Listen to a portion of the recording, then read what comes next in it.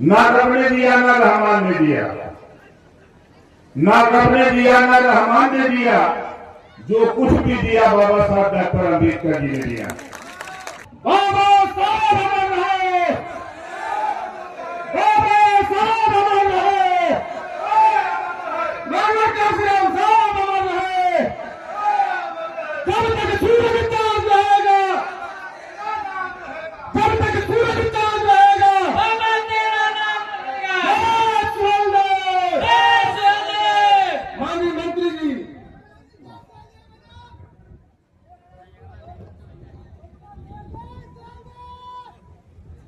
समता, स्वतंत्रता, बंधुत्व और न्याय का संदेश देने वाले लॉर्ड गौतम बुद्ध साहब, नारी को सम्मान, गांधी को प्राणदान, कस्तूरबा को सिंदूरदान और भारत को संविधान देने वाले परम पूज्य बोधिसत्व बाबा साहब डॉक्टर अम्बेडकर जी, खंड खंड भारत को अखंड भारत में तब्दील करने वाले लौह पुरुष सरदार वल्लभ भाई पटेल जी, विदेशी आक्रांता को जमीन में दफनाने वाले राजभर महाराजा सुहेलदेव जी सहित सभी महापुरुषों के चरणों में श्रद्धासुमन अर्पित करते हुए आज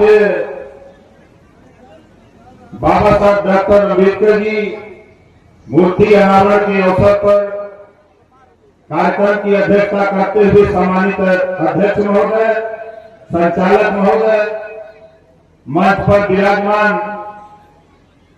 कुशल नेतृत्वकर्ता कादीपुर विधानसभा विधायक भाई राजेश गौतम जी, हमारे बड़े भाई इसी पुरहट के रहने वाले भाई मिट्टू जी, मंचासीन सभी नेतागण, गायक साथी, सामने बैठे हुए पिता तुल्य बुजुर्गों, नौजवान साथियों, माताओं और बहनों, पत्रकार भाइयों, सुरक्षा में लगे सुरक्षा कर्मचारी अधिकारीगण, ना रब ने दिया ना रहमान ने दिया, ना रब ने दिया ना रहमान ने दिया, जो कुछ भी दिया बाबा साहब डॉक्टर अम्बेडकर जी ने दिया। जरा दोनों हाथ उठा के नारा लगाइएगा, बाबा साहब अमर रहे। आवाज में दम नहीं है, लगता है काफी टाइम से बैठे हैं आप लोग, थक गए हैं, ज्यादा नारा लगा दिए संचालक महोदय। ताल से बोलिए, बाबा साहब अमर रहे, अमर रहे, अमर रहे, बाबा साहब अमर रहे, अमर रहे, बाबा साहब अमर रहे, अमर रहे, अमर रहे, गांधी गांधी अमर रहे, अमर रहे, अमर रहे, गांधी गांधी अमर रहे, अमर रहे, अमर रहे, गांधी गांधी अमर रहे, अमर रहे, अमर रहे। यहाँ बैठा लगभग सब वही अखाड़े का हो, जमुने अखाड़े का मिट्टू भैया होगा, और गलत रहेगा।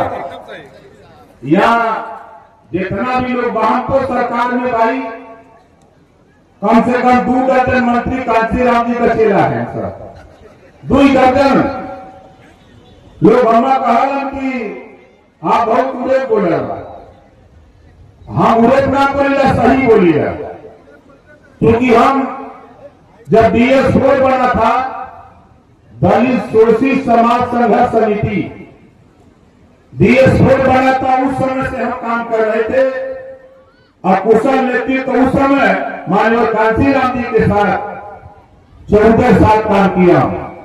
इस नाते जहां बोलता हूं वहां बाबा साहब डॉक्टर अम्बेडकर जी की विचारधारा, गौतम बुद्ध जी की विचारधारा को बोलता था, क्योंकि गौतम बुद्ध जी ने कहा है, बुद्धं शरणं गच्छामि, धम्मं शरणं गच्छामि, संघं शरणं गच्छामि। शुरुआत हुई 5000 साल पहले, आज से 2500 साल पहले महात्मा ज्योतिबा फूले पैदा होते, सावित्रीबाई फूले पैदा होती है, हमारी माताएं बहनें बैठी हैं। इस देश में जब मनु का संविधान था, तो चाहे सामान्य वर्ग की महिला हो, चाहे पिछड़े वर्ग की महिला हो, चाहे अनुसूचित वर्ग की हो, चाहे अनुसूचित जनजाति वर्ग की हो, महिलाओं को पढ़ने लिखने का अधिकार नहीं था। महिलाओं को पढ़ने लिखने का अधिकार कोई दिया इनकी लड़ाई को कोई शुरू किया तो सावित्रीबाई फुले ने शुरू किया। आज सावित्रीबाई फुले के आंदोलन, छत्रपति साहू जी महाराज के आंदोलन, सारे महापुरुषों के आंदोलन को बाबा साहब डॉक्टर अम्बेडकर जी ने संविधान में पिरो दिया और पिरो करके हमको आपको पावर दिया।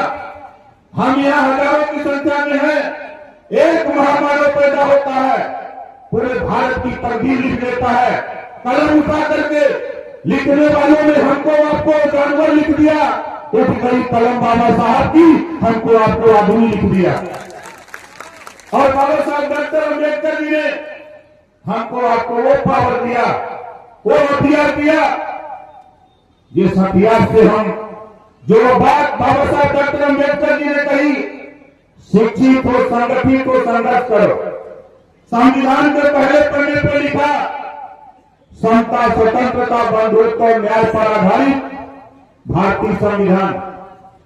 और आज करोड़ों लोग, उत्तर प्रदेश में करोड़ों से भी ज्यादा लोग बाबा साहब डॉक्टर अम्बेडकर जी को मानने वाले लोग हैं, चाहे वो भले किसी पार्टी में हो, लेकिन चेला तो कांसीराम जी के हैं। देखा भाई, हम बात करेला ठर्रा गोली चले चाहे ठर्रा, समझत है ना। हमका विधानसभा के अंदर भी बोली या कपो लोगों के मर्चा लगा, हम तो बहुत परेशान रहते। सही बात कही है। जब माननीय कांसीराम जी ने समझाया कि जो समाज अपना इतिहास नहीं जानता, अपने बुजुर्गों की कदर नहीं करता, वो समाज कभी तरक्की नहीं कर सकता। जब माननीय कांसीराम जी धरती पर नहीं आए थे तो बाबा साहब डॉक्टर अम्बेडकर जी को जानने वालों की संख्या 5% भी नहीं थी। धन्य हमारे कांसीराम जी, वो आए पंजाब से चल करके यूपी में आए, और आज यूपी में ही नहीं पूरे दुनिया में बाबा साहब डॉक्टर अम्बेडकर जी का डंका बजने लगा। बाबा साहब डॉक्टर अम्बेडकर जी की मूर्ति लोकसभा के अंदर लगाने का काम, लगवाने का काम किया, तो माननीय कांसीराम जी की देन थी कि लोकसभा के अंदर बाबा साहब डॉक्टर अम्बेडकर जी की मूर्ति लगी। क्यों लगी? क्योंकि माननीय कांसीराम जी ऐसे जुगाड़ू नेता थे कि कम वोट वालों की सरकार बना लेते थे। बीपी सिंह, देवीलाल के झगड़े में पिछड़ों को 27% आरक्षण दिया गया, और पिछड़े समाज के नेता कहते हैं कि कांसीराम जी ने क्या किया। अरे पढ़ो पढ़ो, खाली डिग्री लेने से नहीं, जरा इतिहास पढ़ो कि वो लड़ाई बीपी सिंह जी देवीलाल की रैली, और वो लड़ाई कांसीराम जी देवीलाल की रैली में जा रहे थे। बीपी सिंह जी ने कहा कि मत जाओ, जो कहो हम तैयार हैं। तो माननीय कांसीराम जी ने कहा कि आप तैयार हो तो मंडल कमीशन लागू कर दो, और जल्दीबाजी में मंडल कमीशन बीपी सिंह जी को लागू करना पड़ा। इस नाते माननीय कांसीराम जी को हम दिल में बसा करके रखते हैं। इस नाते इन पिछड़ी जाति में आते हैं। जो लोग कहते हैं कि क्या किया, शायद कांसीराम जी नहीं आए होते तो आज ओम प्रकाश राजभर जैसे हजारों लाखों पिछड़े समाज के नेता नीचे गाड़ी पर बैठते, नीचे गाड़ी पर बैठ करके खाली भाषण उतर करके नारा लगा के।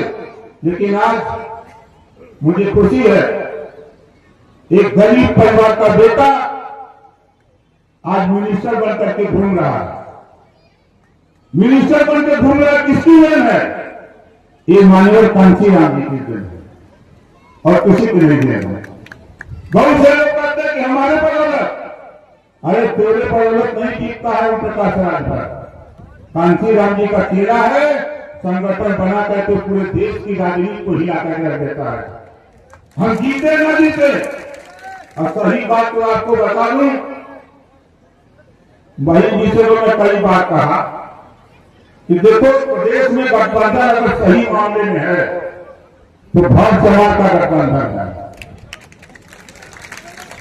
हम यहां खड़े हैं मौजूद में, आप बताओ घोषी किसी की औकात है कि चलेगी? क्या मऊ सदर किसी की औकात है कि चलेगी? हमने कहते हैं मोहम्मदाबाद, मऊ की चारों सीट, हम जहां खड़े हैं मोहम्मदाबाद, इसी तरह 62 सीटें उत्तर प्रदेश के पूर्वांचल में खाली है। ये भर से हमारे इकट्ठा हो जाए और कोई के टिकट देगा तो बाजा बज जाए सबका। लेकिन क्या करें जाए, हम भी दुखी है, आप भी दुखी हैं। ऐसा नहीं कि आप दुखी हो, आप भी दुखी हो। जब रिजल्ट आता है चुनाव का तब समझ में आता है। और आप सोचो कांशीराम जी का चेहरा अगर उन प्रकाश राज पर नहीं होता तो सरकार के खिलाफ चुनाव लड़के सरकार में शामिल नहीं होता। राजनीति किसी भी नहीं जानते, बड़ी बात है। इस नाते भैया आज हमको भाई जो हमारे प्रधान जी हैं भाई संजय कुमार प्रधान जी भाई जोरदार ताली बजा करके स्वागत करिए। ताली में दम नहीं है, जोरदार ताली बजाइए।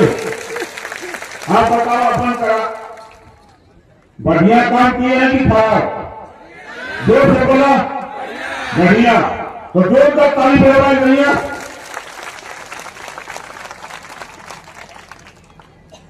भाई संतोष कुमार राजभर जो जिला पंचायत सदस्य है कुराट है, ये संतोष जी हैं।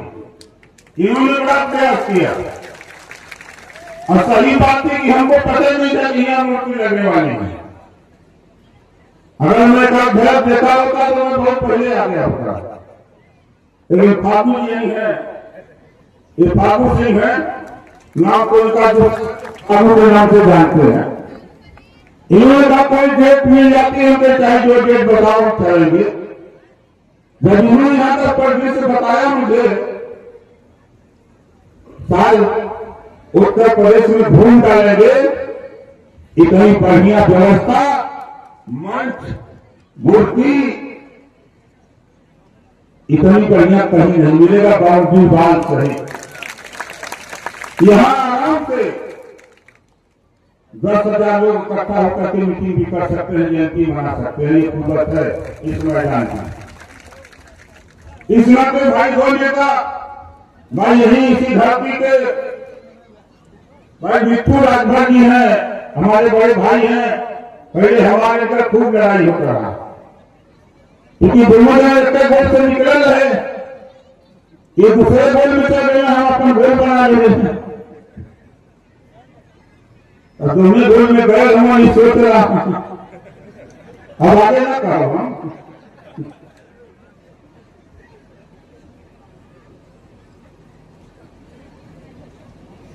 सुरभान यादव जी, सुबचन प्रधान जी के पिताजी कहा है भाई, प्रधान जी के पिताजी जोरदार ताली बजाकर उनका स्वागत करने के लिए उधर खड़े हैं।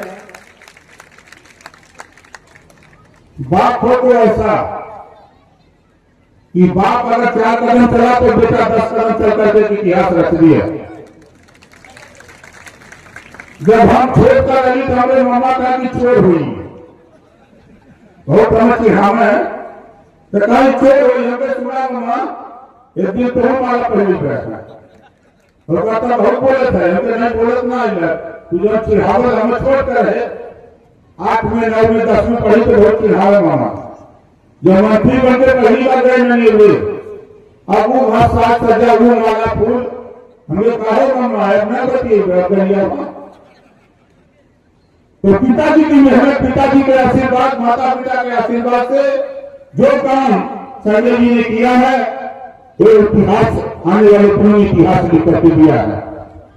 जब तक ये धरती रहेगी, जब तक सूरज चांद रहेगा, तब तक बाबा साहब डॉक्टर अम्बेडकर जी का नाम याद करने के लोग यहाँ इकट्ठा होते रहेंगे और बाबा साहब को लोग याद करते रहेंगे। और उन्हीं के साथ साथ संजय जी और संतोष सहित जो भी टीम यहाँ काम की है, चाहे वो जुलाई से लेकर ईटा फवाने से लेकर प्लस्तर से लेकर जिन साथियों ने काम किया है, उन सभी साथियों का हार्दिक स्वागत अभिनंदन करता हूं कि आपने एक मिसाल कायम किया है, एक इतिहास रचा है।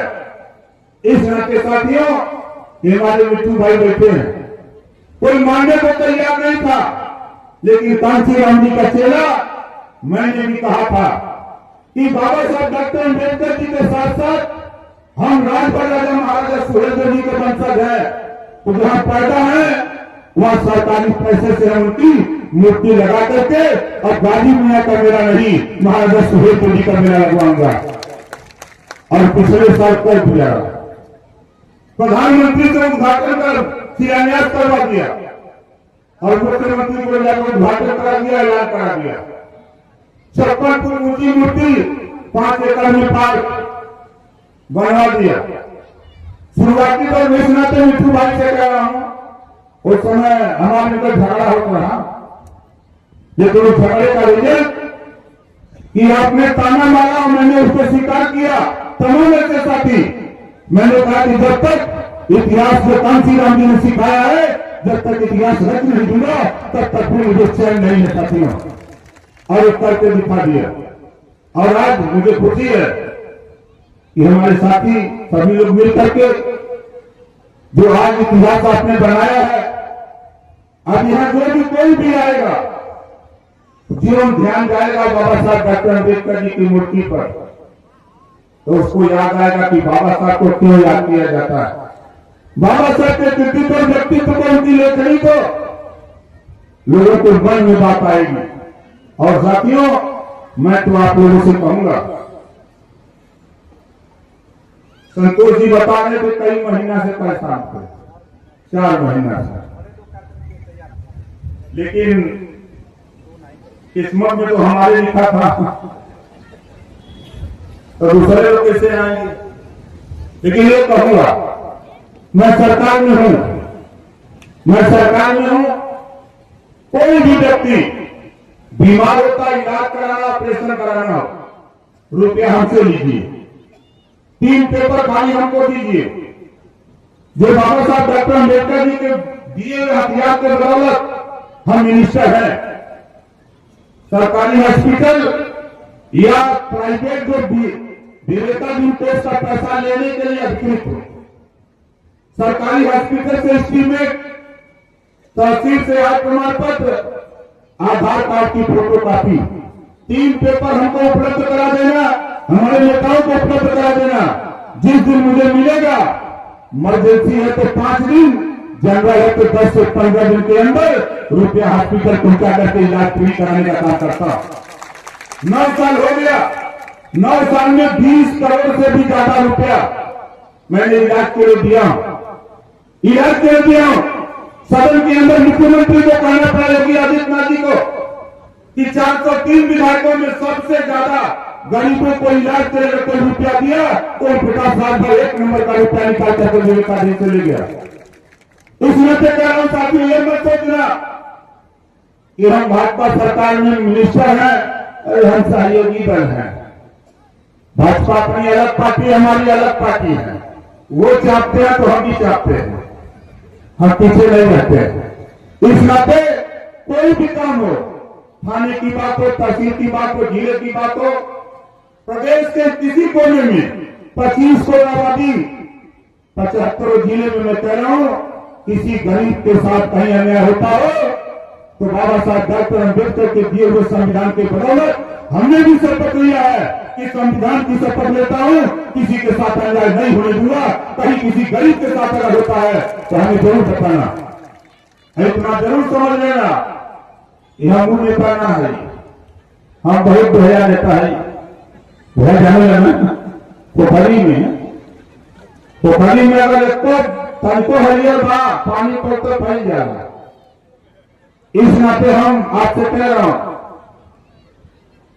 चाहे डीएम से लड़ना हो, चाहे मुख्यमंत्री से लड़ना हो, चाहे डीजीपी से लड़ना हो, चाहे प्रमुख सचिव गृह से लड़ना हो, चाहे चीफ सेक्रेटरी से लड़ना हो, खाली कमवा सुनते रात भर तो कहा भैया कमवा कर दो, इसका नेता हल्ला करेगा। सब लोग जान गए हैं कि मानने वाला नेता नहीं है। इसी नाते लोग ओम प्रकाश राजभर को कहते हैं कि बहुत मनवर है, मनवर नहीं है। हाँ, इतना जरूर है कि माता पिता का आशीर्वाद है, बाबा साहब डॉक्टर अम्बेडकर जी के संविधान के बदौलत जो व्यवस्था सबको है वही व्यवस्था हम सबको दिलाना चाहते हैं, चाहे गरीब हो, चाहे कमजोर हो, चाहे अमीर हो, एक बराबर। जब बाबा साहब ने संविधान के पहले पढ़ने पर लिखा समता स्वतंत्रता बंधुत्व न्याय पर आधारित भारतीय संविधान, तो निश्चित है साथियों इस संविधान सबका है, सबके लिए है, सबको बराबर अधिकार देने के लिए बनाया है बाबा साहब ने। लेकिन दुख इस बात का है साथियों कि पढ़े लिखे बाबा साहब डॉक्टर अम्बेडकर जी ने कहा था, माननीय कांशीराम जी ने समझाया था, जिस समाज में 20 डॉक्टर, 20 इंजीनियर, 20 वकील, 20 मास्टर हो जाए वो समाज कभी गुलाम नहीं रह सकता। लेकिन आज हजारों हजार डॉक्टर, मास्टर, इंजीनियर, कलेक्टर, उसके बाद भी हम गुलाम हैं। बाबा साहब की बात याद करो साथियों, मैं तो जब सुनता हूं, पढ़ता हूं, जब किसी विषम परिस्थिति में आता हूं तब बाबा साहब को याद करता हूं, उनके संघर्षों को याद करता हूं, तब समझता हूं कि मैं तो उस समय हूं। बाबा साहब ने उस समय संघर्ष किया जब आप तालाब में पानी नहीं पी पाते थे, कुआं तो छोड़ दो। बाबा साहब ने उस समय संघर्ष किया जब आप विद्यालय में प्रवेश नहीं कर सकते थे। तमाम संघर्षों को झेलते हुए बाबा साहब डॉक्टर अम्बेडकर जी ने 32 डिग्री हासिल किया और 32 डिग्री हासिल किया। आज भारत में ही नहीं पूरे दुनिया में खोजने पर बाबा जैसा कोई विद्वान देश में पैदा नहीं हुआ, दूसरा कोई पैदा होने वाला भी नहीं। ऐसे महापुरुष के दिए हुए हथियार जो वोट रूपी हथियार है, ताकत है। पहले राजा मुड़ी काट के होता था, एक राजा दूसरे राजा की मुड़ी काट देता था, राजपाट पा जाता था। अब मुड़ी गिना के हो रहा है, बुरा रेडिया होता ही है, कहीं मोदी जी का रैली हो तो कहीं मायावती जी का रैली हो तो कहीं अखिलेश जी का रैली हो, जो का ढेर वही का सत्ता। तो मुड़ी गिनाओ में पीछे मत रहा, हम लगा रही, घबरा मत, हम काम में लगा नहीं। हमारा मकसद इतना हो, ये देश में जो बाबा साहब डॉक्टर अम्बेडकर जी ने अधिकार हमको आपको दिया है, वो अधिकार हमको आपको मिलना चाहिए। इस बात के लिए हमको आपको तैयार भी रहना चाहिए। बाबा साहब डॉक्टर अम्बेडकर जी ने जब हमको आपको वोट का अधिकार देकर के मिले तो बहुत खुश थे। बाहर निकले तो आचार कृष्णा नहीं मिले, कहे डॉक्टर अम्बेडकर तुम बहुत खुश हो, कहे आज मैं वो हथियार अपने समाज को देके जा रहा हूं, जिस दिन ये समाज जगेगा उस दिन सत्ता में शासक बनेगा और तुम गुलाम बन करके रह जाओगे। ये बाबा साहब डॉक्टर अम्बेडकर ने कहा। आचार्य कृपलानी ने कहा कि डॉक्टर अम्बेडकर तुम तो बहुत अच्छा काम करके आए हो, लेकिन हम लोगों के पास पैसा है, संसाधन है, हम तेरे वोट को खरीद सकते। आज भी मैं देखता हूं इस समय पंचायती चुनाव गरमा रहा है, गरमा तो फिर ठंडा जाता देखा हुआ ना, अगर कहीं जब गरमा जाता तो फिर कहीं से ठंडा जाता। तो कितना लोग गाँव में बात हुआ इधर समुद्र मंथन में माल निकलेगा, अब चालू कर दे तुम, फिर थोड़ी देर के बाद बंद कर दे तुम। आप बताओ जो समुद्र मंथन का माल निकलेगा, जो नहीं शराब कहेगा, होटल में अगर पावर ना हो तो हमारे दारू देता, मुर्गा थिएटर, थिएटर। लेकिन धन है बाबा साहब डॉक्टर अम्बेडकर जी, उन्होंने वोट का अधिकार इस नाते दिया कि अपने बेटा बेटी को बेहतर शिक्षा, बेहतर स्वास्थ्य, रोजगार, नौकरी, सम्मान की जिंदगी जीने के लिए बाबा साहब डॉक्टर अम्बेडकर जी ने हमको आपको वोट का अधिकार दिया। लेकिन कुछ हमारे साथी नहीं समझ पाते हैं अभी, वो सोचते हैं कि उनका भी दोष नहीं, शिक्षा की कमी। आज बड़े पैमाने पर मैं तो देख रहा हूं बाबा साहब डॉक्टर अम्बेडकर जी के प्रयास, माननीय कांशीराम जी के प्रयास और हमारे तमाम जो पिछड़े दलित और सैकड़ समाज के नेताओं के प्रयास से आज बड़े पैमाने पर समाज में शिक्षा आई है। तो शिक्षा आपके पास अगर ज्ञान है तो ज्ञान को बांटो, आने वाली जो नई जनरेशन है उसको बताओ कि बाबा साहब डॉक्टर अम्बेडकर जी के व्यक्तित्व को, गौतम बुद्ध जी के व्यक्तित्व को बताओ उनको कि देखो हम क्यों बाबा साहब डॉक्टर अम्बेडकर जी को मानते हैं, हम क्यों गौतम बुद्ध जी को मानते हैं, हम क्यों महात्मा ज्योतिबा फूले को मानते हैं, हम क्यों सावित्रीबाई फूले को मानते हैं, हम छत्रपति साहू जी महाराज को क्यों मानते हैं, हम बाबा साहब डॉक्टर अम्बेडकर को क्यों मानते हैं। इस बात का भी जानकारी गांव में लोगों को बताने की जरूरत है। हम लोग सोच रहे हैं कि जो नई जनरेशन आ रही है वो सब जान जाएगी। साथियों, जब तक आप बताओ नहीं, आप बताओ ईमानदारी से, माननीय कांसी राम जी नहीं आए होते, आज हमारे जैसे लाखों नेता क्या पैदा होते हैं यूपी में कहा नहीं पैदा होते। इस नाते साथियों, माताओं, बहनों और पिता के बुजुर्गों, नौजवान साथियों, मैं आपसे कहना चाहूंगा, देखो संविधान के दायरे में बाबा साहब डॉक्टर अम्बेडकर जी ने जो संविधान में व्यवस्था दिया है, उस व्यवस्था के तहत देश के प्रधानमंत्री ने कानून बना दिया। 35% रिजर्वेशन राजनीति में महिलाओं को लागू 2029 में होने जा रहा है। लोकसभा राज्यसभा से पास हो गया। अब 100 एमएलए बनेंगे तो 30 और 3 35 महिला होगी। 100 सांसद बनेंगे तो 30 और 3 33 महिला। इस नाते आप लोगों से निवेदन है कि जो आपके घर में बहू पढ़ी लिखी है, जो बेटियां पढ़ लिख रही हैं, उनको राजनीति में ले आओ, ताकि आने वाले दिनों में जो हमारी बहू है, हमारी बेटियां चुनाव लड़ करके जीत के जाए लखनऊ दिल्ली की पंचायत में, तो माया पीढ़ी की तरह जो शासन पहली बार चलाया उस तरह का शासन चला करके दिखाएं। इस नाते हम आप लोगों से निवेदन अपील करते हैं। और गायक साथियों का भाई मैं धन्यवाद देता हूं, चाहे दीवाना जी हो, चाहे उनके पहले जाने वाले साथी हो। हम लोग पुराने साथी हैं हम लोग पुराने साथी हैं।